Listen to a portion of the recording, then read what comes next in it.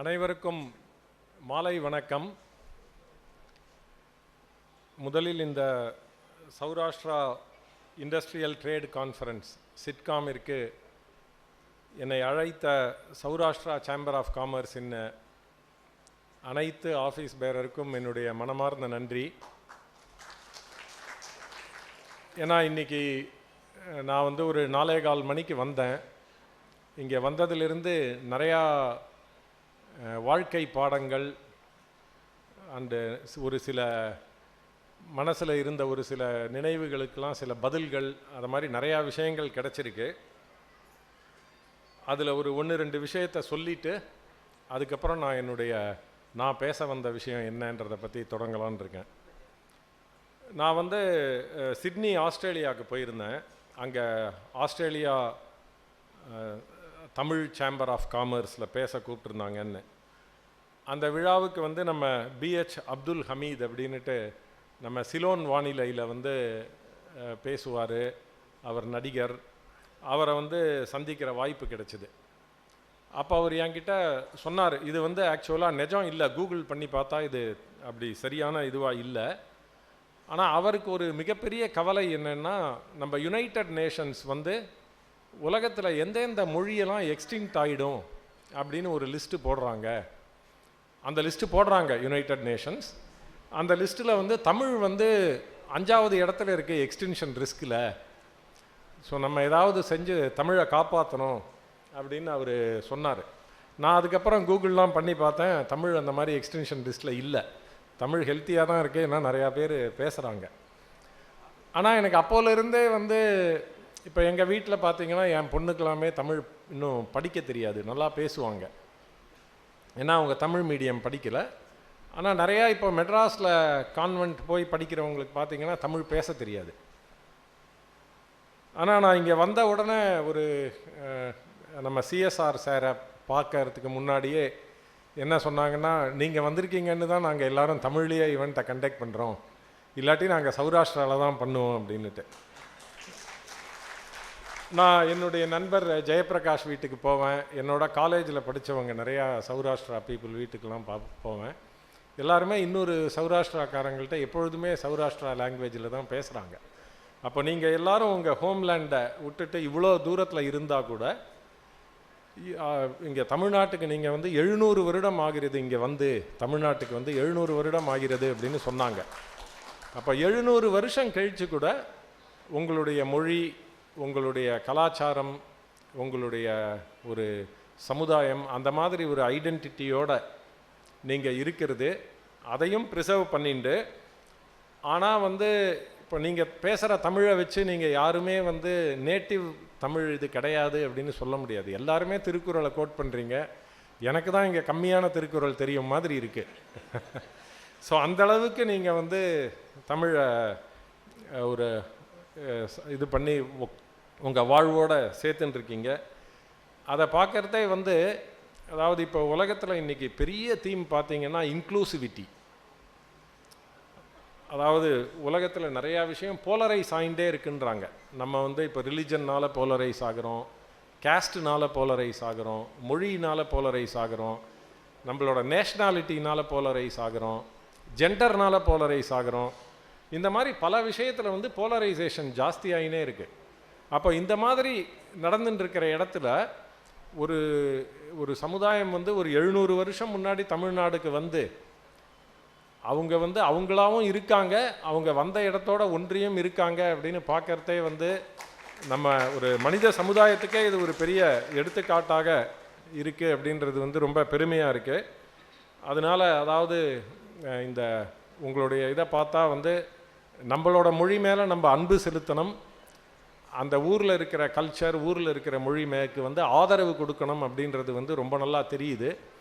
அது ரொம்ப பெருமையாக இருக்குது. எனக்கு அது ரொம்ப நல்லா கற்றுண்டேன். இது ஒரு நம்ம மனித சமுதாயத்துக்கு மேலேயே இன்னும் நம்பிக்கை நிறையா வரா மாதிரி இருக்குது. அதனால் எனக்கு முதல்ல உங்கள் எல்லாருக்கும் அதாவது என்ன சொல்கிறதுன்னு தெரியல, ரொம்ப சிரம் தாழ்ந்த வணக்கம். அதோடு நான்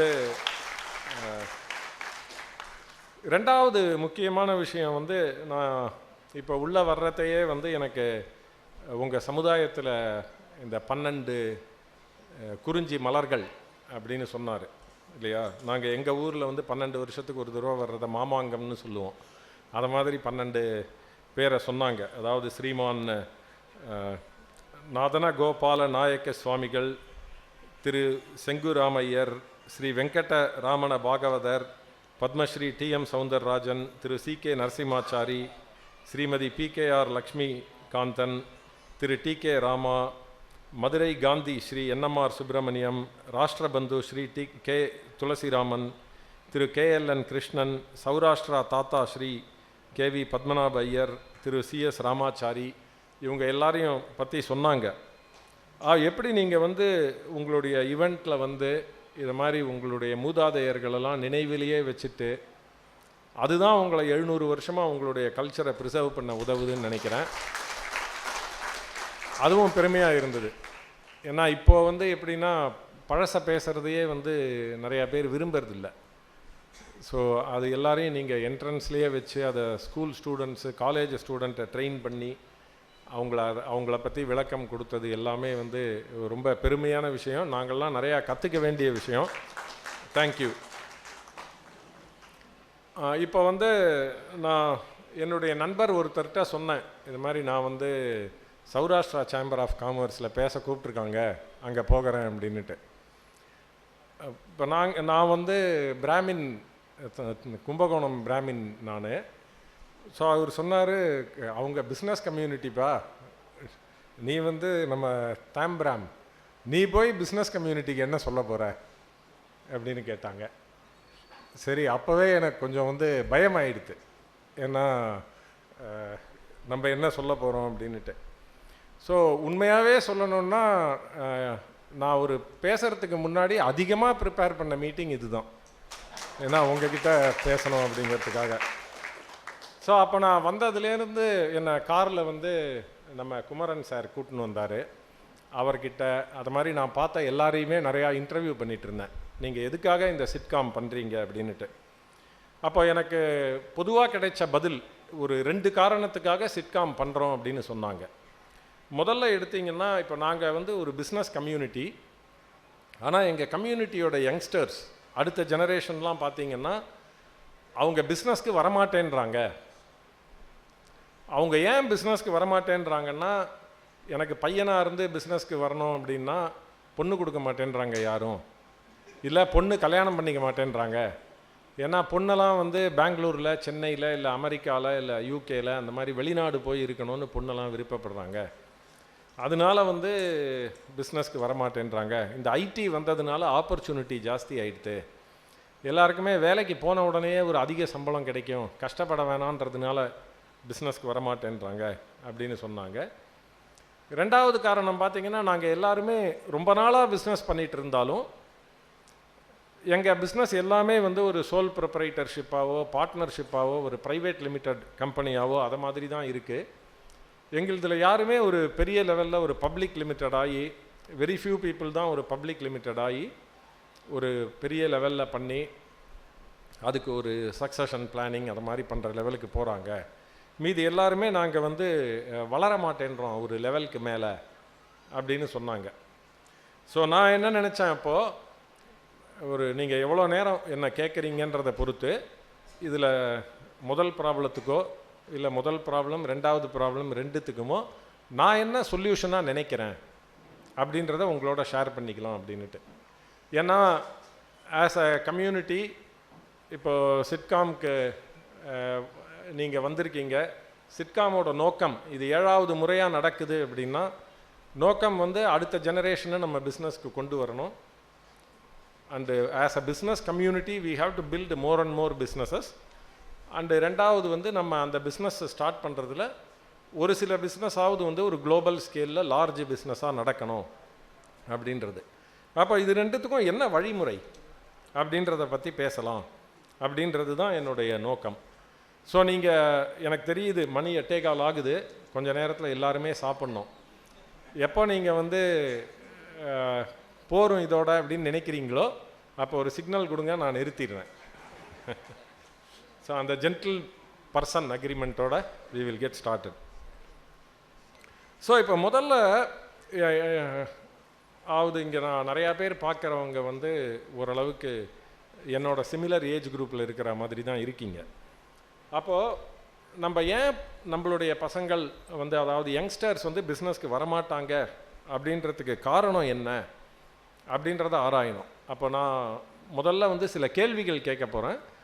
அந்த கேள்விகளை நீங்கள் கூட நோட் பண்ணி வச்சுக்கலாம். ஏன்னா அந்த கேள்விகளுக்கு நம்ம சரியான விடையை தேடினோம் அப்படின்னா கண்டிப்பாக நம்ம யங்ஸ்டர்ஸ் வந்து பிஸ்னஸ்க்கு வருவாங்க. அது ஏன்ற காரணத்தையும் நான் சொல்கிறேன். அப்போ என்னோட முதல் கேள்வி பார்த்தீங்கன்னா, இப்போ பிஸ்னஸில் இருக்கிற நீங்கள் எல்லாரும் ஏன் பிஸ்னஸில் வந்தீங்க? ஏன்னா ஒரு ஒரு நம்ம ஒரு மனிதனாக எடுத்தோம் அப்படின்னா நம்மளுடைய தேவை என்னமோ அதே தேவை தான் காலங்காலமாக வருது.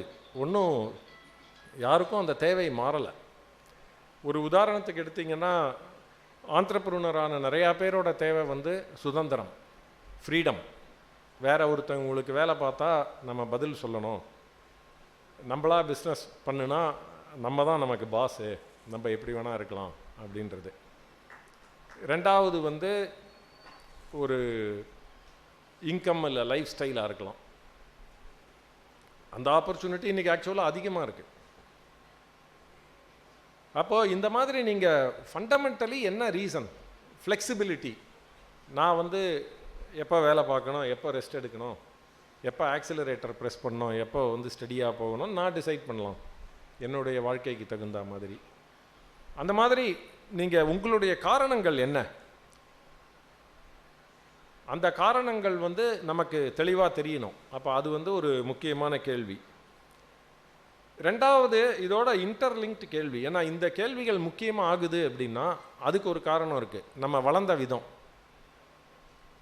ஸோ நம்மளோட பேரண்ட்ஸ், நான் இன்றைக்கி பிஸ்னஸ் பண்ணுறேன் அப்படின்னா என்னுடைய how was I parented my parents by my parents. என்னுடைய அப்பா அம்மா வந்து நான் வளர்றதே என்னை எப்படி அவங்க ரைஸ் பண்ணாங்க.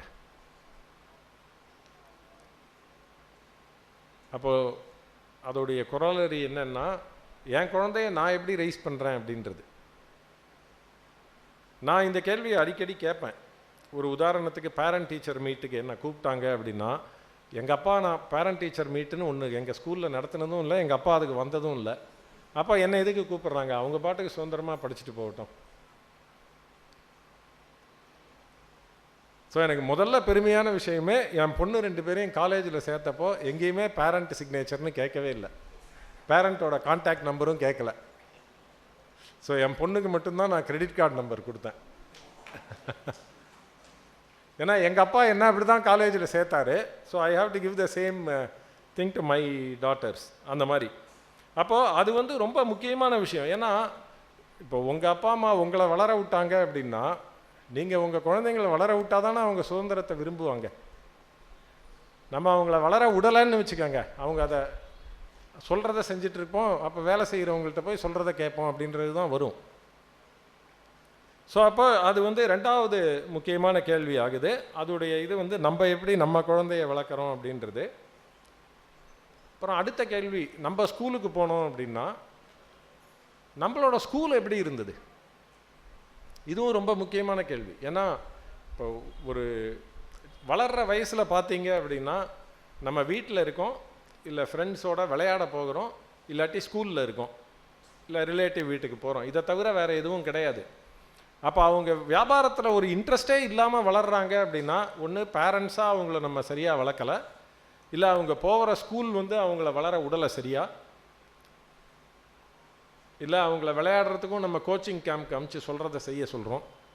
ஏன்னா இன்றைக்கி எல்லாத்துக்குமே பார்த்தா எதுவுமே நேச்சுரலாக வளர விட மாட்டேன்றோம். ட்ராயிங்கில் இன்ட்ரெஸ்ட்டாக ட்ராயிங் கிளாஸ், டான்ஸில் இன்ட்ரெஸ்ட்டாக டான்ஸ் கிளாஸ், கிரிக்கெட்டில் இன்ட்ரெஸ்ட்டாக கிரிக்கெட் கோச்சிங், பேட்மிண்டனில் இன்ட்ரெஸ்ட்டாக பேட்மிண்டன் கோச்சு. அப்போ நம்ம வளர்க்குறதே எல்லாமே வந்து சொல்லி கொடுத்தபடியே செய்வாங்கன்னு வளர்த்தா, திடீர்னு ஒரு நாள் நீனே ஒரு வேலையை செய்யினா எப்படி செய்வாங்க? ஸோ அப்போ நம்ம அப்படி தான் விளையாடணுமா? இப்போ கிரிக்கெட் கிரவுண்டு நான் போகிறதே, ஆக்சுவலாக நான் காலேஜுக்கெலாம் கிரிக்கெட்லாம் விளையாடினேன். இங்கே போய் சொல்ல முடியாதுன்னா ஜேபி என்னோடய கிளாஸ்மேட்டு ஜெயபிரகாஷ். ஸோ நான் காலேஜுக்கெலாம் கிரிக்கெட் விளையாடினேன். ஆனால் ஒரு தடவை கூட எனக்கு ஒரு இடத்துல கூட கோச்சுன்னு ஒருத்தரை நான் பார்த்ததே இல்லை. கிரிக்கெட்டுக்கு கோச் இருப்பாங்கன்றதே எனக்கு அப்போ தெரியாது இல்லையா? நம்ம எந்த கிரவுண்டில் போய் யாரோட விளையாடுறோன்னு எங்கள் வீட்டுக்கும் தெரியாது. இப்போ பையன் வீட்டை விட்டு போனோன்னா திரும்பி வருவோன்னு ஒரு நம்பிக்கை தான். ஸோ அவ்வளோ சரி, அந்த ஃப்ரீடம் இருந்ததுனால தான் நம்ம வந்து ஒரு பேரண்ட்ஸ் வளர்கிறதே ரிஸ்க் எடுத்தாங்க, நம்ம வளர்ந்த அப்புறம் ரிஸ்க் எடுக்க முடியுது அப்படின்னு நான் நினைக்கிறேன். இப்போ ஸ்கூலில் உங்களோட எக்ஸ்பீரியன்ஸ் எப்படி இருக்குது? இப்போ இன்றைக்கி ஸ்கூல் எப்படி இருக்குது? ஏன்னா இன்றைக்கி பல ஸ்கூல் பார்த்தீங்கன்னா, அதாவது எங்கள் காலேஜில் எல்லாமே பார்த்தீங்கன்னா நாங்கள் படிக்கிறதே வந்து அப்சல்யூட் ஃப்ரீடம், ஹாஸ்டலில் இருந்தோம் அப்படின்னா. ஆனால் இன்றைக்கி பார்த்தீங்கன்னா காலேஜில் வந்து பேரண்ட் டீச்சர் மீட்டிங் நடத்துகிறாங்க. 2 நாள் லீவு போட்டால் பேரண்ட்டை கூட்டின்னு வாங்கன்றாங்க. அப்போ எப்படி பையனுக்கு சுதந்திரம் வரும் இல்லை பொண்ணுக்கு வரும் அப்படின்னு நம்ம பார்க்கணும். இப்போ இந்த கேள்வியெல்லாம் ஒரு பக்கம் வச்சுக்கங்க. இப்போ நான் வந்து உங்களுக்கு ஏன் இதெல்லாம் ரொம்ப முக்கியம் அப்படின்றத பற்றி ஒன்று சொல்ல போகிறேன். அதாவது இஸ்ரேல் பற்றி உங்கள் எல்லாருக்கும் தெரிஞ்சிருக்கும். இப்போ வந்து இஸ்ரேல் நியூஸில் இருக்கிறது நிறையா ஒரு ராங் ரீசனுக்குன்னு சொல்லலாம், இந்த இஸ்ரேல் பாலஸ்டைன் பிரச்சனையினால். ஸோ அதை நம்ம விட்டுட்டு, இஸ்ரேல் வந்து அவங்களுக்கு இன்னொரு பேர் உண்டு. Israel is called the start up nation. அதாவது உலகத்திலேயே இஸ்ரேல் வந்து ஒரு சின்ன நாடு. ஆக்சுவலாக இஸ்ரேலோட பாப்புலேஷனும் தமிழ்நாடு பாப்புலேஷனும் ஒன்று. 2 பேருமே ஒரு 7 கோடி பீப்புள் தான். ஆனால் நீங்கள் இஸ்ரேலில் பார்த்தீங்கன்னு வச்சுக்கோங்க, 1,00,000 பேருக்கு 277 ஸ்டார்ட் அப் இருக்குது. 1,00,000 மக்கள் தொகைக்கு 277 கம்பெனி இருக்குது. ஆனால் இந்தியாவில் பார்த்தீங்கன்னா 1,00,000 பேருக்கு 3.5 கம்பெனி இருக்குது. 277 எங்கே இருக்குது, 3.5 எங்கே இருக்கு இல்லையா? ஸோ தமிழ்நாடு சைஸ் தான். ஆனால் நம்ம ஊரில் இருக்கிற 3.5 சின்ன சின்ன கம்பெனி, இன்னும் உலக லெவலில் எதுவுமே பேர் வாங்கலை. இன்றைக்கி உலகத்திலேயே பார்த்தீங்கன்னா மைக்ரோசாஃப்ட், ஆப்பிள், அந்த கம்பெனி, கூகுள் எல்லாம் உங்களுக்கு தெரிஞ்சிருக்கும். அதெல்லாம் விட ஸ்டாக் மார்க்கெட்டில் இன்றைக்கி பெரிய கம்பெனியாக இருக்கிற கம்பெனி ஒன்று இருக்குது, என்விடியான்னு பேர். அவங்க இந்த ஆர்டிஃபிஷியல் இன்டெலிஜென்ஸ், மிஷின் லேர்னிங் அதெல்லாம் பண்ணுற இந்த ஜிபியு சிப் அப்படின்றத பண்ணுறாங்க. அதுதான் இன்றைக்கி வேர்ல்டுலேயே ஒரு மோஸ்ட் வேல்யூபிள் கம்பெனி, அதிகமான வேகத்தில் வளர்ந்துட்டுருக்கு. அந்த மாதிரி கம்பெனியாக இருக்குது. அதை ஃபவுண்ட் பண்ணதும் இஸ்ரேலிஸ் தான். அப்படின்னா பாருங்கள், தமிழ்நாட்டிலேருந்து அதில் 1% இருக்கிற கம்பெனி கூட நம்மளால் சொல்ல முடியாது.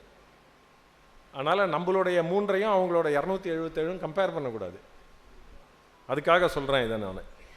நீங்கள் பார்த்தீங்கன்னா இந்த என்விடியான்றது ஒரு கம்பெனி, அப்புறம் மொபிலை அப்படின்னு ஒரு கம்பெனி இருக்குது அட்டானமஸ் டிரைவிங்கில். இந்த கம்பெனியை இன்டெல் வாங்கினாங்க. மொபிலைன்னு அட்டானமஸ் டிரைவிங், அதில் கம்பெனி. செக் பாயிண்ட் சாஃப்ட்வேர்னு ஒன்று இருக்குது, சைபர் செக்யூரிட்டி, இந்த இன்டர்நெட் செக்யூரிட்டிலாம் வேர்ல்டு லீடர் அவங்க, செக் பாயிண்ட் சாஃப்ட்வேரை. அப்புறம் Wix.comனு ஒரு கம்பெனி இருக்குது, அது வந்து இந்த வெப்சைட்லாம் பண்ணுறது, வெப் டெவலப்மெண்ட் பண்ணுறதுல one of the world leaders, அந்த கம்பெனி. அதுக்கப்புறம் ஃபிவர்னு ஒரு கம்பெனி இருக்குது, அவங்க வந்து இந்த ஃப்ரீலான்ஸ் பண்ணுற வேலை செய்கிறவங்களுக்கெல்லாம் வேலை பார்க்குறதுக்கு ஒரு பாப்புலர் இது. அப்புறம் Monday.comனு ஒரு கம்பெனி இருக்குது, அவங்க ஒர்க் ஓஎஸ் அப்படின்றாங்க. இது எல்லாமே இஸ்ரேலில் ஃபவுண்ட் ஆனது. அதாவது இஸ்ரேலில் ஃபவுண்ட் ஆகி இப்போ நாஸ்டாக்ல லிஸ்ட் ஆன கம்பெனியே பார்த்தீங்கன்னா கிட்டத்தட்ட $2.5 trillion வேல்யூவேஷன்றாங்க.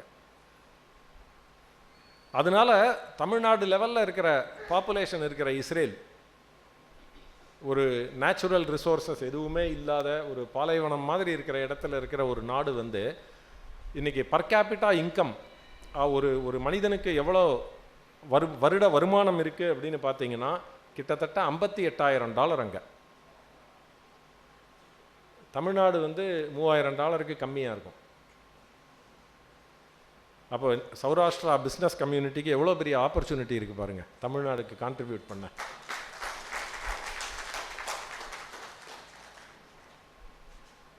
நீங்கள் அதை செய்யாததுனால தான் நாங்கள்லாம் இன்னும் போராக இருக்கோம்னு நினைக்கிறேன். ஸோ அதனால் தயவு செய்து நீங்கள் வந்து இதை புரிஞ்சுட்டு நல்ல பிஸ்னஸில் இறங்கி உங்களை மட்டும் உயர்த்திக்காமல் தமிழ்நாட்டையும் சேர்த்து உயர்த்தி விடுங்கன்னு தாழ்மையாக கேட்டுக்கிறேன்.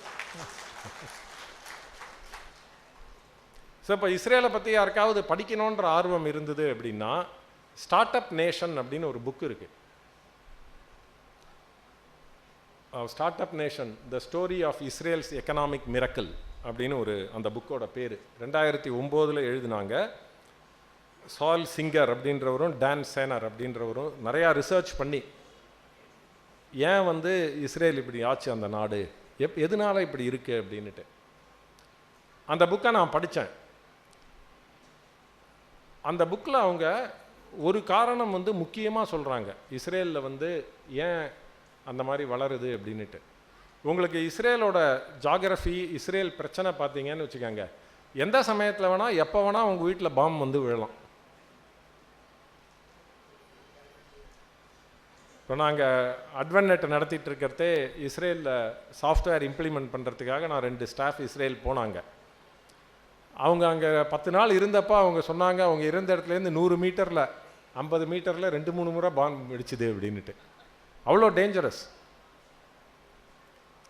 அப்போ ஏன் இஸ்ரேல் ஸ்டார்ட் அப் நேஷன் ஆகுது அப்படின்னா, அப்போ ஒரு தனி மனிதனுமே அங்கே அவங்களுடைய பாதுகாப்புக்கு அவங்க தான் ரெஸ்பான்சிபிள். ஸோ அவங்க கம்பல்சரியாக இப்போ சிங்கப்பூர்லேயும் அந்த இது இருக்குது. இந்த புக்கில் அவங்க சிங்கப்பூரையும் இஸ்ரேலையும் கம்பேர் பண்ணுறாங்க, ஏன் சிங்கப்பூர் அப்படி ஆவலை அப்படின்றதையும். இஸ்ரேலில் பார்த்தீங்கன்னா 12வது படித்து முடித்த உடனே 2 வருஷம் நேஷ்னல் டியூட்டி பண்ணியே ஆகணும் இஸ்ரேல் ஆர்மியில். உலகத்தில் இருக்கிற எல்லா ஆர்மியுமே எப்படின்னா command and control, high command சொல்கிறத செய்யணும்.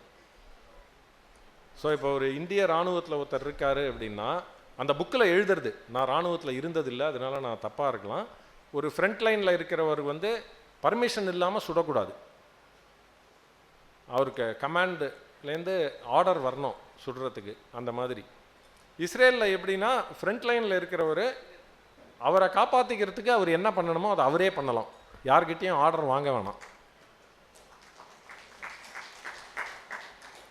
அவங்க என்ன சொல்கிறாங்க, இந்த நேஷ்னல் டியூட்டி பார்த்துட்டு வந்த உடனே இஸ்ரேலி எல்லாருமே தே பிகம் ப்ராப்ளம் சால்வர்ஸ்.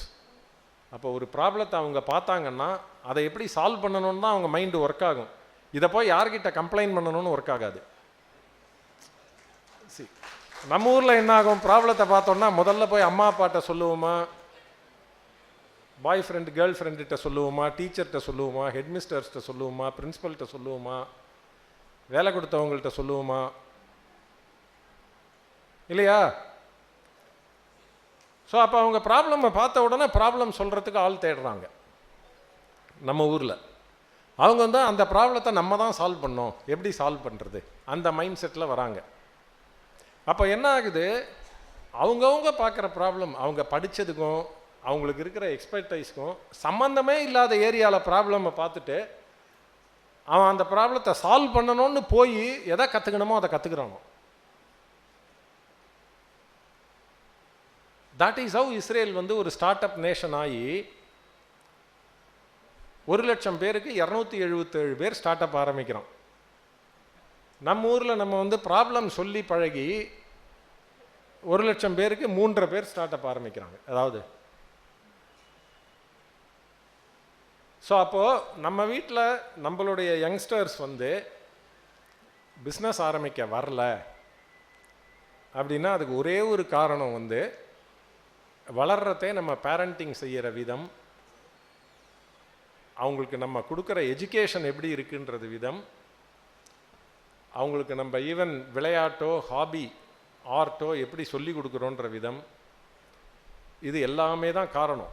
அவன் நம்ம டெய்லி ஊட்டியே வளர்த்துட்டு ஒரு நாள் திடீர்னு நீனே சாப்பிடு அப்படின்னு சொன்னோன்னு வைங்க, எந்த குழந்தைக்கும் சாப்பிட தெரியாது எவ்வளோ வயசானாலும்.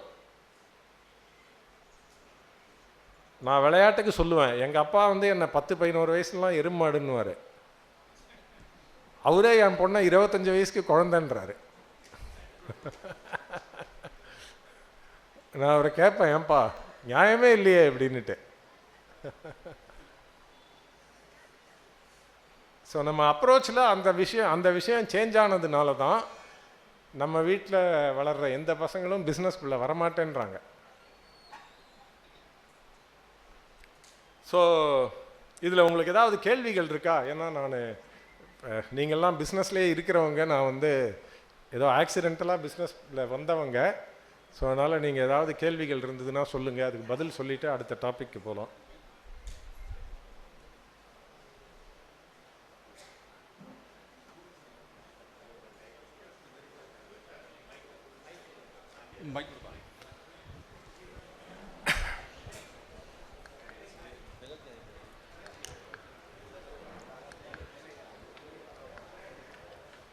My name is Pradeep Kumar. First of all, I want to thank you.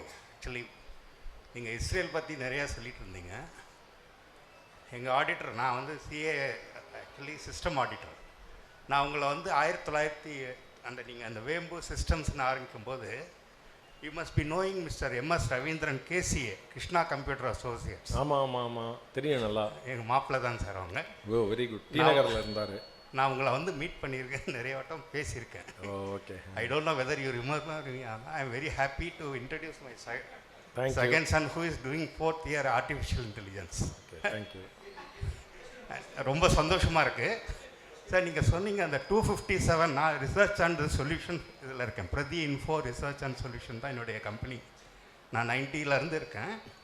நான் புருஷோத்தமன் கம்பெனி சார்ட்டர்ட் அக்கௌண்டன்ட் ஃபார்மில் ஐ வாஸ் தேர்.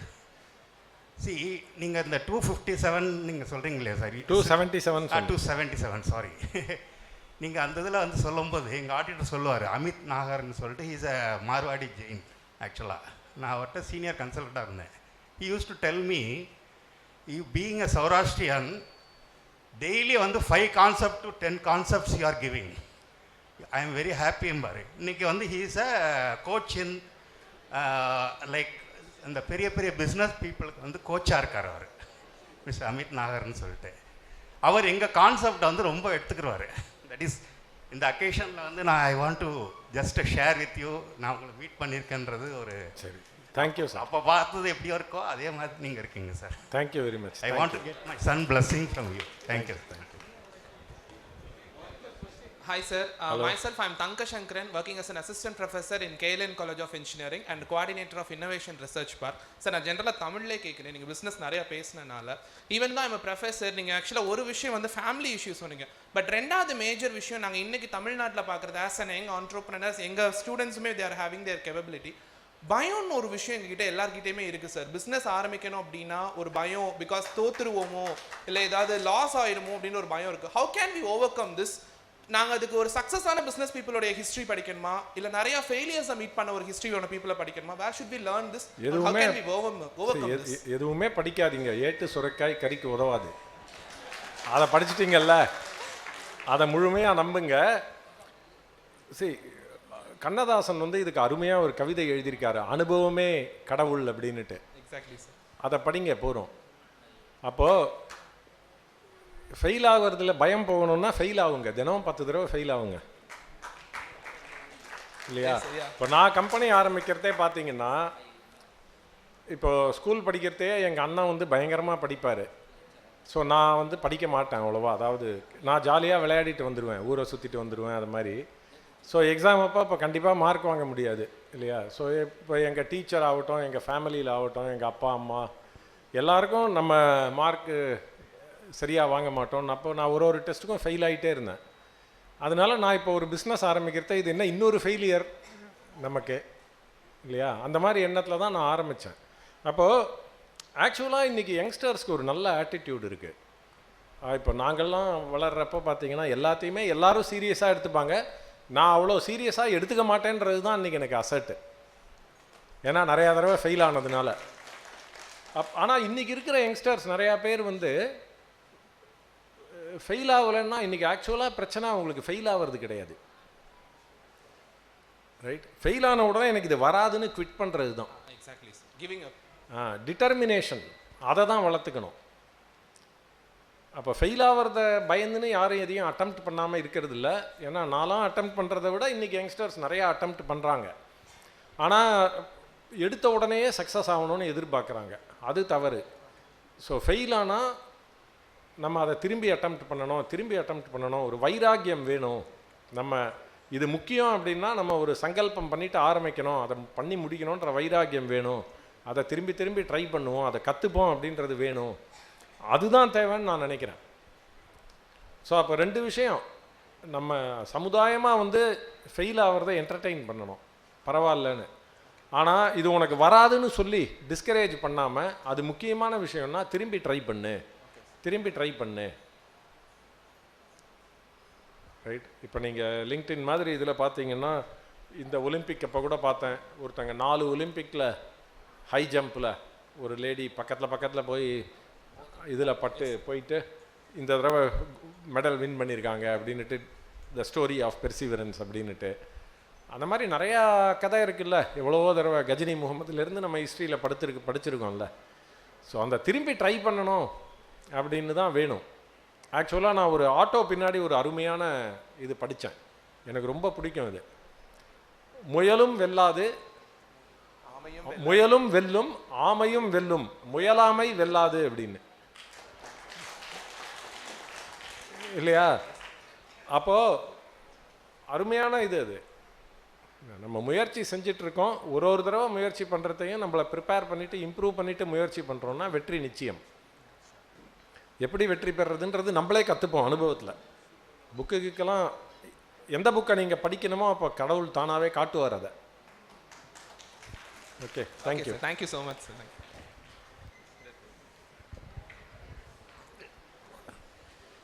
வணக்கம். நல்லடே வணக்கம். Doctor Sivasubramanian, X scientist from ISRO. என்னுடைய ஆதங்கம் என்னன்னு கேட்டிங்கன்னா, தமிழ்நாட்டில் தென்னிந்தியாவில் ஒரு செமிகண்டக்டர் ஃபேப்ரிகேஷன் ஷாப்பு வர்றதுக்கு முயற்சி எடுக்கலை. அது people like you can initiate to make a chip manufacturing company. எதை நீங்கள் தென்காசியிலையோ பொதிகை இடையிலையோ அல்லது கோயம்புத்தூர்லேயோ பண்ணுறதுக்கு முயற்சி எடுக்கணும். ஏன்னா the world is going very fast and they are going to the இன்டெல்லாம் பார்த்தீங்கன்னா 4 மைக்ரான்னா 2 நானோ மைக்ரான் லெவலில் போகிற சமயத்தில் and also qubit is coming in a big way. So நம்ம we should not be lagging behind. அதுக்கு பீப்புள் லைக் டெக்னாலஜி, நீங்கள் உங்களை மாதிரி இருக்க industrialist with government support and the other commerce சப்போர்ட்னால நீங்கள் கொண்டு வந்தீங்கன்னா தென் தமிழகம் இண்டஸ்ட்ரியில் கொஞ்சம் வளருங்கிறது என்னுடைய கருத்து.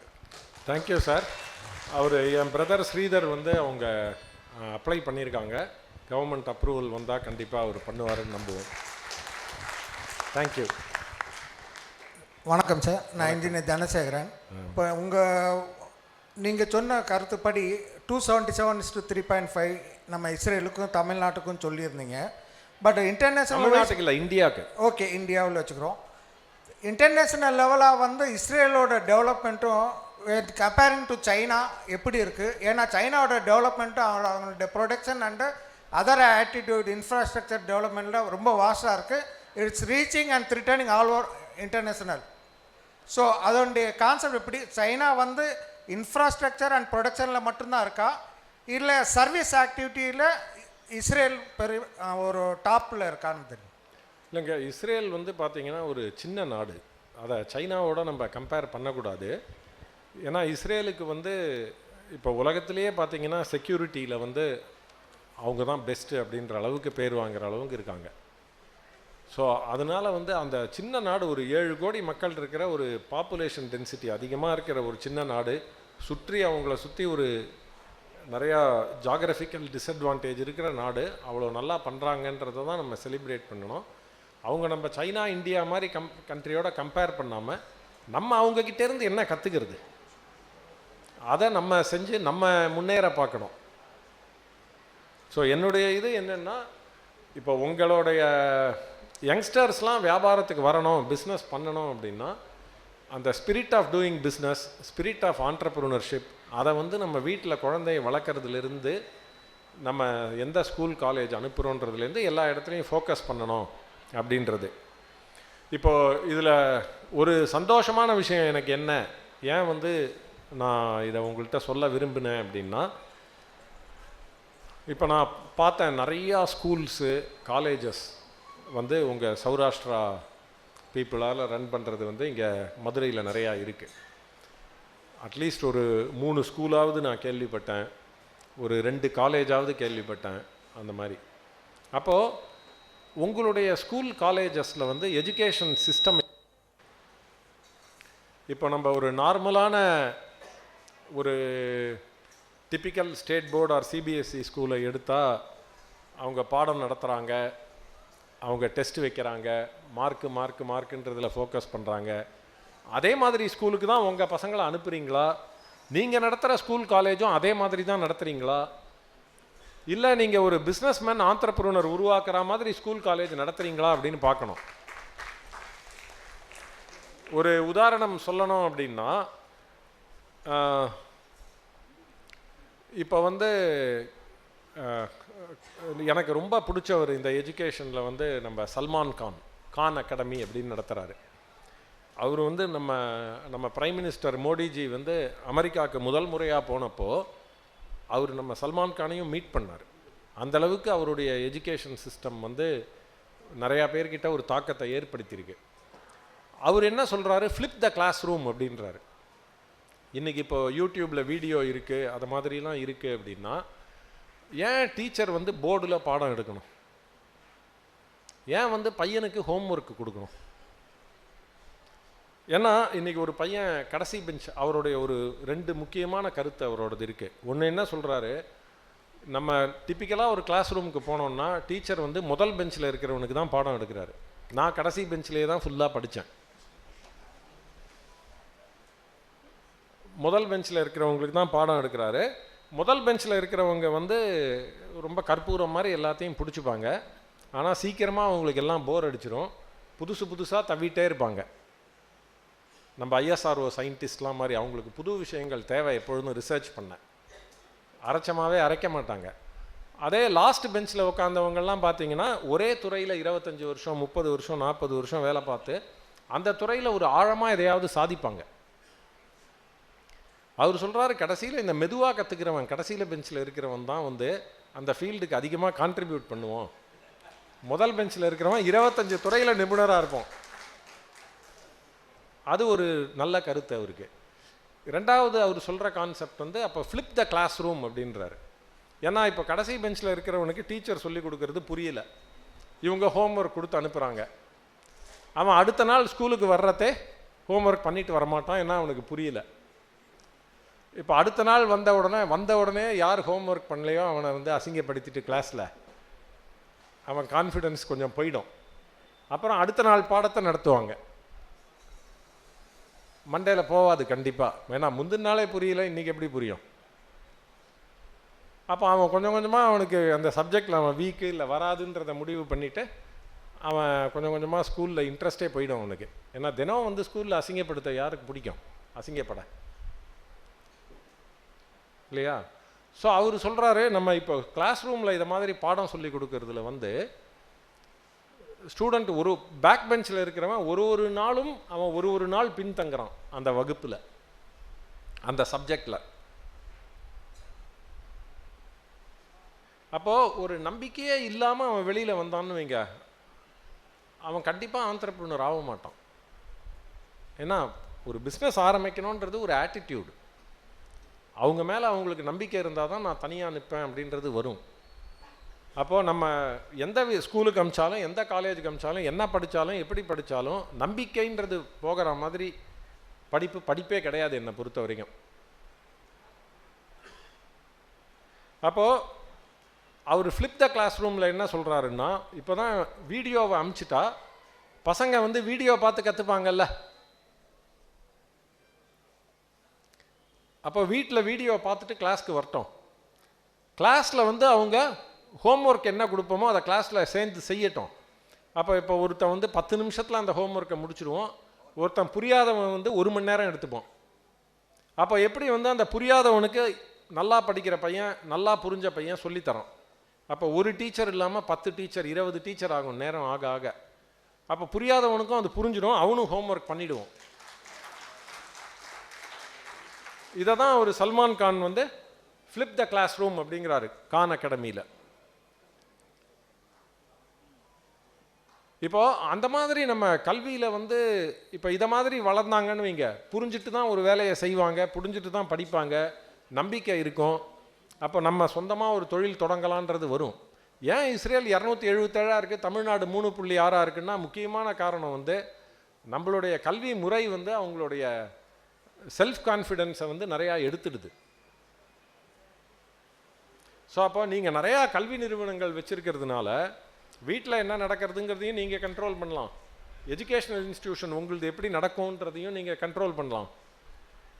அப்போது உங்களால் வந்து கண்டிப்பாக வந்து அடுத்த தலைமுறையில் வந்து நிறையா பேர் பிஸ்னஸ் இஸ்ரேலோட கம்பீட் பண்ணுற அளவுக்கு உருவாக்க முடியும் அப்படின்றத வந்து நம்ம நம்பணும் முதல்ல. அதுதான் என்னுடைய தாழ்மையான கருத்து. இப்போ சொல்லுங்கள் தம்பி. Hello, good evening. I am Rambilash from Jayashree Spunbond. We are manufacturers and exporters of non-woven fabrics. We are based in Madurai. So first in a question is how SMEs, so here a lot of SMEs are here, how we can embrace AI and data science in our business. That's number one. Number two, a lot of youngsters who are college students are here. So how can they emerge in this AI and data science startups? What kind of எந்த துறையில் போகலாம் அவங்க? நீங்கள் கேட்ட 2 கேள்வியுமே நான் 2 நிமிஷத்தில் பதில் சொல்ல முடியாத கேள்வியாக இருக்குது. ஏன்னா அவுட் ஆஃப் சிலபஸ் மாதிரி நான் எடுத்துட்ட டாப்பிக்கு. ஸோ கண்டிப்பாக இன்னொரு 1 மணி நேரம் அதை பற்றி பேசுவோம் நம்ம. ஏன்னா இது 1 நிமிஷத்தில் பதில் சொன்னேன்னா எனக்கே திருப்தி இருக்காது. Sir, I am Dr. Partha Sarathi. Hello, I am Professor of Electrical Department, KLN College of Engineering, Director for KLN Innovation Research Park. எங்கள் ஸ்டூடெண்ட்ஸ்லாம் வந்திருக்காங்க. நீங்கள் இஸ்ரேலோட கம்பேர் பண்ணிங்க, ரொம்ப அருமையாக இருந்தது. நான் 2018 வந்து 2 months இஸ்ரேல் போயிருந்தேன். Very good. நீங்கள் சொன்ன மாதிரி ஒரு டூ ஸ்டார்ட் அப்ஸ் என்னை இன்வைட் பண்ணியிருந்தாங்க for technology transfer and innovation of wireless power communication system. We successfully completed the project. அங்கே நான் அந்த நீங்கள் சொன்னதை ஃபுல்லாக நான் அப்படியே இமேஜின் பண்ணி பார்த்தேன். It's really true. அங்கே போகும்போது தான் ரொம்ப நன்றிங்க. நான் இஸ்ரேல் போனதில்லை, புக்கை வச்சு போய் சொல்லிட்டேன்னு ஒரு கவலைப்பட்டுட்டு இருந்தேன். பட் நான் டெல்லவீவில் தான் போய் லேண்ட் ஆனேன். Tel Aviv is the capital. But ஜெருசலமில் போய் தான் என்னோட கம்பெனி இருந்துச்சு. ஐகா technology and C D C engineering, 2 companies. Both the companies are governed by 2 youngsters. நீங்கள் சொன்ன மாதிரி அவங்களும் 11th முடிச்சுட்டு 12th grade முடிச்சு 2 years சர்வீஸ் முடிச்சுட்டு தான் வந்தாங்க. இப்போ ரீசெண்டாக அவங்க வந்து லிங்க்டின்ல எனக்கு போஸ்ட் பண்ணியிருந்தாங்க, we are moved to the war ஃபீல்டுன்னு போட்டிருந்தாங்க. ஏன்னா கம்பெனியை இன்னொரு சிஇஓ ஹேண்ட் ஓவர் பண்ணிவிட்டு வாருக்காக போயிருந்தாங்க. பட் அஸ் ஏ ப்ரொஃபஸராக நான் இங்கேருந்து பார்க்கும்போது ஒரு சின்ன ஆதங்கம் இருக்குது. இப்போ ஆனந்த் சார் பிளாக் ஃபாரஸ்ட்டில் பேசினார். அவருடைய 5 கேக்கு நாங்கள் வாங்குவோம் வருஷத்துக்கு. ஏன்னா 5 பர்த்டே வீட்டில். அப்போ 5 பர்த்டேக்கு நாங்கள் ஒரு கஸ்டமர். அதனால் எங்கள் வீட்டு மெம்பர்ஸ் நாங்கள் பிளாக் ஃபாரஸ்ட் இல்லாமல் செலிப்ரேட் பண்ணவே இல்லை. ஆனால் அவருடைய கம்பெனியில் எனக்கு ரொம்ப பிடிச்சது என்னென்னா, வெறும் டெக்னாலஜி, தட் இஸ் மேனுஃபேக்சரிங் மட்டும் இல்லாமல் மிஷினரி மேனுஃபேக்சரிங்கும் பண்ணுறாரு, ஆட்டோமேஷனும் பண்ணுறாரு. அவர் ஒரு வார்த்தை சொன்னார், I have a good group of engineers அப்படின்னு சொன்னார். என்கிட்ட நல்ல ஒரு குரூப் ஆஃப் இன்ஜினியர்ஸ் இருக்காங்கன்னு சொல்கிறாங்க. ஆனால் நான் I have a 21 years of teaching experience in the field. But ரீசெண்டாக பார்த்தீங்கன்னா நிறைய students computer science based courses எடுக்கிறாங்க. நிறைய startups computer science based startups தான் வருது. Manufacturing sector based startups வருது ரொம்ப கம்மியாக இருக்குது. அதுக்கு தங்கசங்கரன் ஒருத்தர் கேட்டார். அவர் கேட்ட ஒரு சின்ன பயம், ஸ்டார்ட் அப்பில் வந்து ஆப் வெப்சைட் பேஸ்டு ஸ்டார்ட் அப்பில் போகும்போது ரிஸ்க் ரொம்ப கம்மி. நீங்கள் மேனுஃபேக்சரிங்கில் போகும்போது you need some experience and field எக்ஸ்பீரியன்ஸ்லாம் போகணும். இந்த கம்ப்யூட்டர் சயின்ஸோட மோகம் எவ்வளோ தூரத்துக்கு போக போகுது சார்? எங்களுக்கு இது வந்து நம்பிக்கை பொறுத்த விஷயம். ரூட் காஸ் என்ன? இதில் படிக்க ஆரம்பித்ததுலேருந்தே நம்ம வந்து வேலைக்கு போகணுன்ற எண்ணத்தோடையே படிக்கிறாங்க இல்லையா? ஏன்னா அவங்க மேலே அவங்களுக்கு இருக்கிற நம்பிக்கையை நம்ம குறைச்சிட்டே தான் வரோம் எஜுகேஷனுங்கிற பேரில் இல்லையா? சரி, அப்போது நம்மளோட எஜுகேஷன் வந்து எப்படி கிரிட்டிக்கல் திங்கிங்கை பில்டு பண்ணும்? அதாவது இன்றைக்கி வந்து மெமரைஸ் அண்ட் வாமிட் சிஸ்டம்லேருந்து ஒரு கிரிட்டிக்கல் திங்கிங் பில்டு பண்ணுற மாதிரி எப்படி மாறும்? ஒரு பர்சனாலிட்டி டெவலப்மெண்ட். அவர் பிளாக் ஃபாரஸ்ட்டு அவர் சொன்னப்போ சொன்னார் அழகாக, விவேகானந்தா கேந்திராலயாவில் தான் எனக்கு வந்து அந்த நம்பிக்கை, கேரக்டர் பில்டிங், ஒரு உடம்பை வந்து மனதையும் எப்படி தைரியமாக வச்சுக்கணும் அதெல்லாம் கிடச்சிதுன்னு. ஏன் அது எல்லாருக்கும் ஸ்கூலில் கிடைக்க மாட்டேங்குது? ஏன் அது காலேஜில் கிடைக்க மாட்டேங்குது? அதெல்லாம் தான் நம்மளை கேட்கணுன்றேன். ஏன்னா அவரே விவேகானந்தா கேந்திரா போகலை அப்படின்னா அந்த ஸ்டார் ஹோட்டல்லே இன்னும் செஃபாக கூட இருந்திருக்கலாம்ல. அவர் எங்கே இங்கே தானே இருந்திருப்பீங்களா சார்? போகலைன்னா இல்லை என்னோட தேடல் வந்து கண்டிப்பாக அது மாதிரி இருக்க விட்டுருக்காது, எப்படியாவது பூந்து வந்திருப்போம். அதுதான் நம்ம கற்றுக்கணும். அவருக்கு விவேகானந்தா கேந்திராவில் கிடைச்ச விஷயத்த அதை விட 10 மடங்கு நேரம் ஸ்கூல் காலேஜில் செலவு பண்ணியிருக்காருல்ல, ஏன் கிடைக்கல? ஏன்னா அவருக்கு அது நடக்கலை அப்படின்னா இன்னும் 10 வருஷம் கழிச்சு அவர் ஆண்டர்ப்ரனர் ஆயிருந்தாருன்னா அந்த ஆப்பர்ச்சுனிட்டி இழப்பு அவருக்கு மட்டும் இல்லை, நம்ம சமுதாயத்துக்கே. நானும் ஒரு நல்ல கேக் வந்து தஞ்சாவூரில் சாப்பிட்ருக்க மாட்டேன், பிளாக் ஃபாரஸ்ட் பேக்கரியில், இல்லையா? சரி, சரியான வயசில் இப்போ வந்து ஒரு அமெரிக்காவில் வந்து ஒருத்தன் 19 வயசுலேயே ஒரு ஆண்டர்ப்ரனர் ஆகணும்னு நினச்சி கம்பெனி ஆரம்பிக்கிறான். இஸ்ரேலில் 21 வயசில் ஆரம்பிச்சிடுறாங்க அப்படின்னா அது வந்து ப்ரைம் ஏஜ். நமக்கு ஒரு திறமை வந்து தன்னம்பிக்கை வந்து 40 வயசில் ஆரம்பிக்கணும்னு இது பண்ணுறதே நிறையா பொறுப்புகள் இருக்குது. உடம்பும் வந்து 21 வயசில் இருந்த மாதிரி 40 வயசில் இருக்காது. அப்போ we lose our most productive age. So அதனால் அந்த நம்பிக்கைன்றது வரா மாதிரி நம்மளுடைய வளர்ப்பு, நம்மளுடைய படிப்பு, நம்மளுடைய விளையாட்டு எல்லாமே அந்த மாதிரி இருக்கணுன்றேன் நான். ஸோ எனக்கு இந்த கோச்சிங் கேம்ப்க்கு அமுச்சு விளையாடுறது அதெல்லாமே உடன்பாடு கிடையாது. ஏன்னா எல்லாமே கோச்சிங் கேம்பில் சொல்கிறத செஞ்சு வளர்ந்தால் நம்பிக்கை கண்டிப்பாக வராது, தன்னம்பிக்கை வராது. அது நான் கண்டிப்பாக என்னுடைய சொந்த அனுபவத்தில் சொல்ல முடியும். இப்போ நீங்கள் இந்தியன் கிரிக்கெட் டீமுக்கே பாருங்களேன், ஒரு தோனி வந்து ஒரு நல்ல கேப்டன் ஆகிறாரு, ஆனால் அவர் வளர்ந்த இடங்கள் எல்லாத்துலேயும் கோச் அவ்வளோவா கிடையாது அந்த அளவுக்கு. அதே பாம்பேயில் சிறந்த பிளேயர் வராங்க, சிறந்த கேப்டன் வரல. அந்த மாதிரி தான்.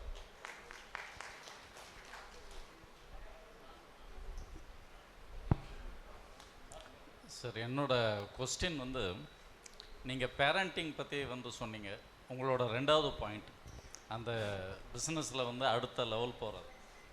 என்னோட ஃபாதர் வந்து ஒரு கிளார்க்காக வந்து அவரோட லைஃப்பை வந்து ஆரம்பித்தார். அவர் அதுக்கடுத்து பிஸ்னஸ் ஆரம்பிக்கிறப்போ என்னை வந்து நான் படிச்சுக்கிட்டு இருக்கிறப்போவே என்னை வந்து எல்லா இடத்துக்குலையுமே வந்து கஸ்டமரை பார்க்க, சேல்ஸ் பண்ண என்னை கூட்டிகிட்டு போயிட்டு இருந்தார். எனக்கு வந்து பிஸ்னஸில் ஆர்வம் வந்தது. நான் புதுசாக வந்து ஒரு இண்டஸ்ட்ரி ஆரம்பித்தேன். அதே டெக்னிக்கை வந்து ஐ ஃபாலோவுட். என்னோட சன்ஸ் 2 பேரையுமே வந்து நல்ல இன்ஜினியரிங் முடித்து, ஒருத்தர் MBA வந்து முடித்தார், ஒருத்தர் வந்து என்ஜினியரிங் முடித்தார். 2 பேரையுமே ஒரு 2 வருஷம் 3 வருஷம் அயல் நாடுகளில் போய் வந்து வேலை பார்க்க வச்சுட்டு அதுக்கப்புறம் என்னோடய பிஸ்னஸ்லேயே நான் அப்சர்வ் பண்ணி அவங்களையும் வந்து கொண்டு வந்துட்டேன். எப்படியும் ஃபேமிலி பிஸ்னஸ் வந்து கண்டினியூ ஆகுது. நிச்சயமாக என்னோடய ஃபாதரை விட நான் நல்லா வசதியாக தான் இருக்கேன். என்னை விட என்னோட பசங்க வந்து நல்லா தான் இருக்காங்க. ஆனால் ஒரு பெரிய லெவலுக்கு வந்து நாங்கள் இன்னும் போக முடியலை. நீங்கள் சொன்ன மாதிரி வந்து ஒரு பப்ளிக் லிமிடெட் கம்பெனி மாதிரி வந்து ஃபார்ம் பண்ண முடியலை. நாங்கள் எங்கே லேக்காக இருக்கோங்கிறதே எங்களுக்கு தெரியலை. இன்னைக்கு நேரமின்மையினால் அதை கவர் பண்ண வேண்டாம். ஆனால் உங்களை நான் ஒரே ஒரு விஷயத்தை சிந்திக்க சொல்கிறேன், தப்பாக நினைக்கலன்னா. நீங்கள் வந்து பையனை நான் கொண்டு வந்துட்டேன்னு சொன்னீங்க பாருங்கள், அது ஏன் முதல்ல நம்ம அப்படி சொல்கிறோன்னு யோசிங்க. பையங்க வந்துட்டாங்கன்னு சொன்னீங்கன்னா பெரிய லெவல் போகிற வாய்ப்பு அதிகமாகிடும். ஸோ நம்ம அவங்கள வளர்க்குறத நிறுத்தவே மாட்டேன்றன்றது தான் என்னோட கருத்துன்றேன் நான். நம்ம அவங்கள வளர்க்குறத நிறுத்திட்டு அவங்கள வளர விட்டோம்னா அவங்க நம்ம எதிர்பார்க்கறத விட அதிகமாக வளருவாங்க.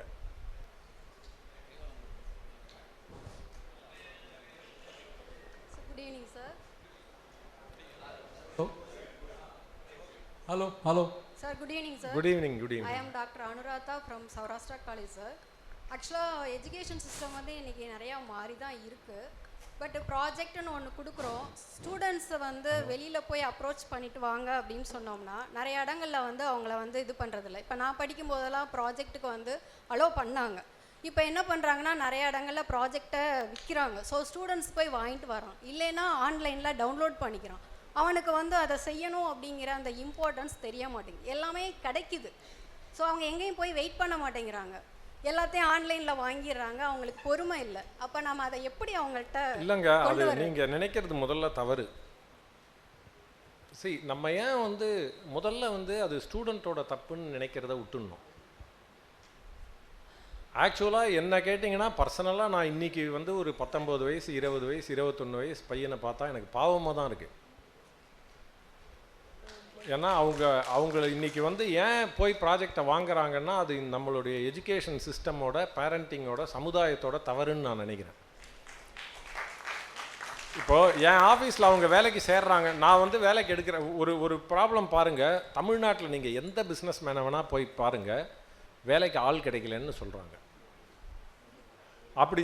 அப்படி இருக்கிறதே வெளிநாடுகள் வளர்ந்த நாடுகள் எல்லாத்துலேயுமே வந்து ஸ்டூடெண்ட்டுக்கு 10 நாள்னா இன்டர்ன்ஷிப் கிடைக்கிது, 1 மாதம்னா கிடைக்கிது, 3 மாதம்னா கிடைக்கிது, பணம் கொடுத்து கிடைக்கிது.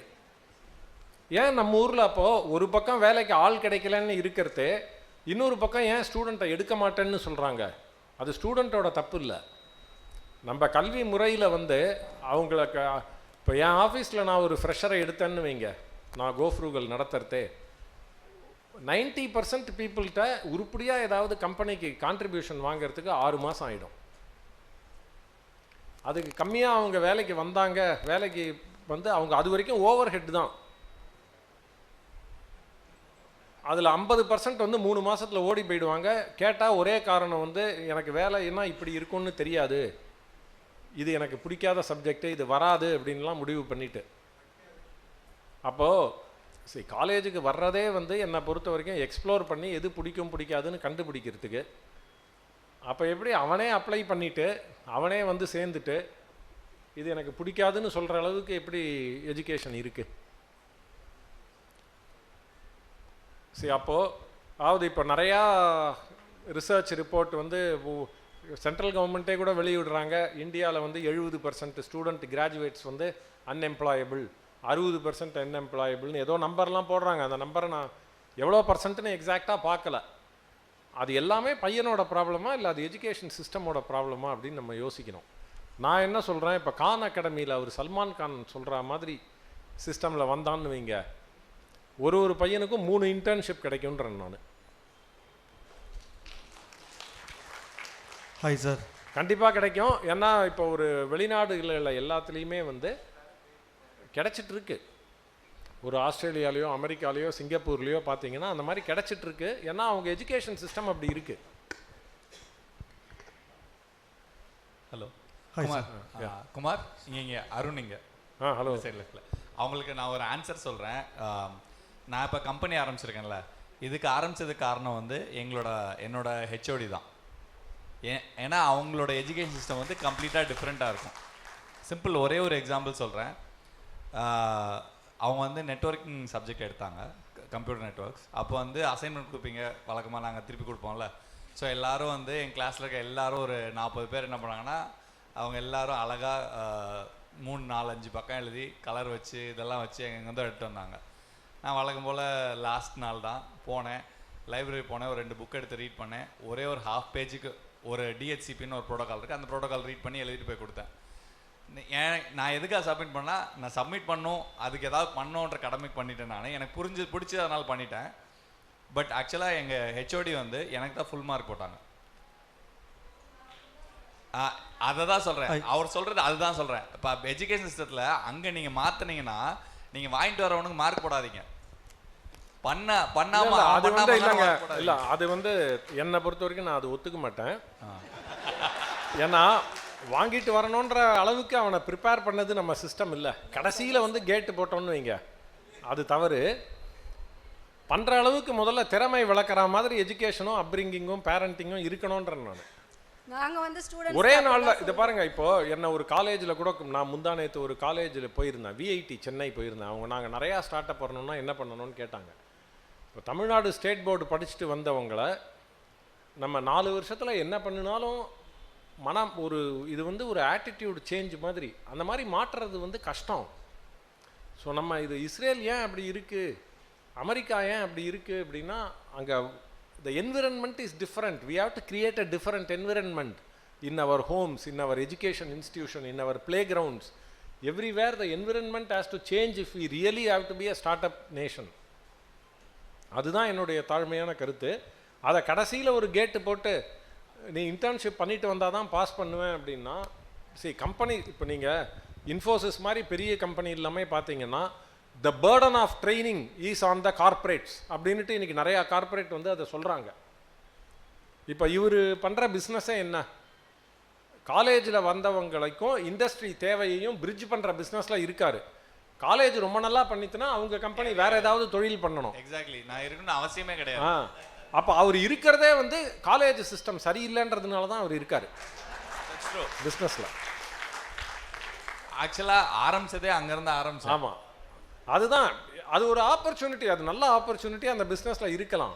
ஆனால் எஜுகேஷன் சிஸ்டம், பேரண்டிங் இதெல்லாம் மாறித்து அப்படின்னா கண்டிப்பாக குவியோட பிஸ்னஸை அவர் மாற்றிட்டு, அவர் வந்து பேபால் மாதிரி பெரிய நிறுவனங்களில் வேலை பார்த்தவர், பயங்கர டேலண்டட் இன்ஜினியர். அவர் இஸ்ரேல் மாதிரி வேறு ஸ்டார்ட் அப் பண்ணி உலக லெவலில் கம்பீட் பண்ணுவார் நம்ம கிராஜுவேட்டுக்கு வேலை வாங்கி கொடுக்குறத விட்டுட்டு. அது எனக்கு நிறையா நம்பிக்கை இருக்குது. ஸோ லாஸ்ட்டு கொஸ்டினுங்க, ஏன்னா மணி 9 ஆகிடுது. நான் இதுக்கு மேலே பேசினேன்னு வைங்களேன், என்னை கூப்பிட்டவங்களுக்கு நான் வந்து கஷ்டம் கொடுக்குற மாதிரி ஆகிடும். Okay sir. So I am not going to take much time. நான் வந்து கொஸ்டின் கேட்குறதுக்காக இங்கே வரல. மேமோட கொஸ்டின் இதுக்கு முன்னாடி இருந்த கொஸ்டினுக்கு ஆன்சர் சொல்கிறேன். என் பேர் ஹிரண், ஃபவுண்டர் ஆஃப் மஹோஜேஸ் ஐடி, மதுரையில் இருக்க ஒரு ஐடி ஸ்டார்ட் அப். ஸோ அவங்களோட கொஸ்டின் வந்து பசங்க வந்து வெளியே போய் வாங்கிடுறாங்கன்னு சொல்லி அதை மாற்றணும்னு சொல்லி தான் நான் கம்பெனி ஆரம்பித்தேன் ஒரு 6 இயர்ஸ் முன்னாடி. குவியோட லான்ச் அப்போ நாங்கள் வந்து அதுக்கு வந்து ஸ்பான்சர் 2019 பைத்தான் ஈவெண்ட்டுக்கு வந்து நாங்கள் ஸ்பான்சராக இருந்தோம். அப்போ தான் குவி லான்ச் பண்ணாங்க. So I know them. நாங்கள் ஆரம்பித்ததே இந்த காலேஜ்லேயும் இண்டஸ்ட்ரியிலையும் இருக்கிற கேப் பிரிட்ஜ் பண்ணணும்னு சொல்லி தான். மதுரையில் நாங்கள் இந்த வருஷமும் வந்து we have taken people for their project. ஆனால் அந்த ப்ராஜெக்ட் வந்து அவங்களுக்கு எதில் பிடிச்சிருக்கோ, அவங்க எதில் பண்ணணும்னு நினைக்கிறாங்களோ, அவங்க எந்த இதில் ஸ்டடீஸ் இருக்கோ அதில் நாங்கள் வந்து பண்ண வச்சோம். But at last it has went into different shape in the college. They have remove their interest, remove பண்ணிட்டாங்க. அவங்களோட எதில் பண்ணணும்னு நினச்சாங்களோ அதை ரிமூவ் பண்ணிட்டாங்க. பிகாஸ் தே ஆஸ்ட் ஒரு டிசைன் சப்மிட் பண்ண ஸ்டூடெண்ட்டை போய் அவன்கிட்ட போய் இதில் கோடிங்கே காணா, நீ எது கோட் எழுதலை அப்படின்னு சொல்லி கேட்டாங்க. So this was the mistake we have seen. So இது வந்து I also agree with you both people. This needs to change from the education sector. நம்ம பேசுகிறதுனால இந்த இடத்துல எதுவுமே மாறாது. எஜுகேஷன் செக்டரில் இருக்கிறவங்க எல்லாருக்கும் I also request, please change this. அவங்கள அக்செப்ட் பண்ணுங்கள். அவங்க என்ன இன்ட்ரெஸ்ட் இருக்கோ அதை அக்செப்ட் பண்ணுங்கள். அவங்க பண்ணிட்டு வர ப்ராஜெக்டில் குவாலிட்டி இருக்கான்னு பாருங்கள். Don't see if there is புது ட்ரெண்ட் இருக்கான்னு பார்க்குறத விட அவங்க இன்ட்ரெஸ்ட்டோடு கொண்டு வந்ததில் குவாலிட்டி இருக்கான்னு பாருங்கள். Thank you so much. Thanks sir. Thank you. இல்லை, நம்ம தனியாக பேசுவோம். இல்லை, இதை பாருங்கள், மணி 9 நேரம் ஆயிடுத்துன்னு சொல்லிட்டாங்க. அதனால் நான் வந்து ஒரே ஒரு நிமிஷத்தில் கொஸ்டின் பண்ணுங்க. சரி சார் வணக்கம், என் பேர் சிவகுமார். நான் டெக்ஸ்டைல்ஸ் பிஸ்னஸ் பண்ணுறேன். நான் இந்த பயம்னு சொல்கிறாங்களே, இந்த பயத்தை உண்டு பண்ணுறதே அம்மாக்கள் தான். கரெக்டு தான், நான் ஒத்துக்கிறேன். அவங்கள முதல் நீங்கள் கொஞ்சம் சொல்லுங்கள், அம்மாவட்டுங்களும் சொல்லுங்கள். அவங்க தான் பிஸ்னஸ் பண்ணுறதுக்கு தடையாக இருக்காங்க. பையன் வந்து அம்மா பேச்ச கேட்பான். அம்மா வந்து ஆரம்பத்திலேயே வந்து நீ பிஸ்னஸ் பண்ணாதப்பா, பிஸ்னஸ் பண்ணால் உனக்கு பொண்ணு கிடைக்காது, உனக்கு அந்த இதில் தாரக மந்திரம் ஓட்டி விட்டாங்க. பிஸ்னஸ் பண்ணால் உனக்கு பொண்ணு கிடைக்காது. அது நீங்கள் கொஞ்சம் புரிய வைக்கணும். அதுதாங்க, அதுக்கு தான் நான் சொல்லிட்டேன் வீட்டில் மாறணும் அப்படின்ட்டு. ஸோ கண்டிப்பாக நான் ஒத்துக்கிறேன் அது. ஸோ இப்போது எல்லாருக்கும் கேள்வி கேட்டவங்க எல்லாருக்கும் நன்றி. ஸோ 2வது டாபிக் எனக்கு டைம் இல்லாமல் பண்ணிட்டீங்க, அதுக்கும் நன்றி சார். ஒரு கடைசி ஸோ வந்து என்னை அழைத்ததற்கு வந்து மிக்க நன்றி. நான் சொன்ன கருத்துக்கள், நான் சில பதில்கள்லாம் வந்து மனம் திறந்து பேசினேன். அதற்கு வந்து இங்கே ஒரு நேரமும் ஸ்பேஸும் கொடுத்ததுக்கும் ரொம்ப நன்றி. ஏன்னா வந்து சில பதில் வந்து அவருக்கு சொன்னதெல்லாம் கஷ்டமாக இருந்திருக்கலாம், அந்த டீச்சருக்கு சொன்னதும் கஷ்டமாக இருந்திருக்கலாம், எனக்கு புரியுது. இருந்தாலும் வந்து நீங்கள் அதை பொறுமையாக கேட்டு பெருசாக அப்ஜெக்ட் பண்ணி கோவப்படாமல் இருந்ததுக்கு ரொம்பவே நன்றி. Thank you very much. நான் சொன்னதில் முக்கியமான விஷயம் என்னென்னா, அந்த வேண்டுகோள் இன்னும் இருக்குது. நீங்கள் எல்லோரும் பிஸ்னஸ் கம்யூனிட்டி, இஸ்ரேல் அளவுக்கு நீங்கள் ஸ்டார்ட் அப் ஆரம்பித்து அதனால் தமிழ்நாடை உயர்த்தணுன்ற வேண்டுகோளோட என் உரையை முடித்துக்கொள்கிறேன். நன்றி, வணக்கம்.